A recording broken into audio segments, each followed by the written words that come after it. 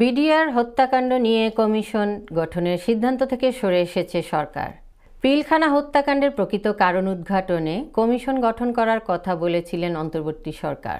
তবে এই হত্যাকাণ্ড নিয়ে দুটি মামলা বিচারাধীন থাকায় আপাতত কমিশন গঠনের সিদ্ধান্ত থেকে সরকার সরে এসেছে বলে হাইকোর্টকে জানিয়েছে স্বরাষ্ট্র মন্ত্রণালয়।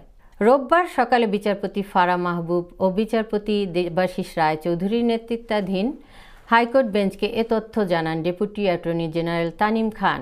এর আগে বিডিআর হত্যার পুরো ঘটনার তদন্তে কমিশন গঠনের কথা বললেও আজ এমন তথ্য জানিয়েছে স্বরাষ্ট্র মন্ত্রণালয়।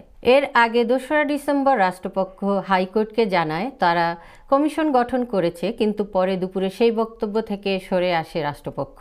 উল্লেখ্য, পিলখানায় বিডিআর সদর দপ্তরে ২০০৯ সালের ২৫ ও ২৬শে ফেব্রুয়ারি বিদ্রোহের ঘটনায় ৫৭ জন সেনা কর্মকর্তা সহ ৭৪ জন হত্যাকাণ্ডের শিকার হন।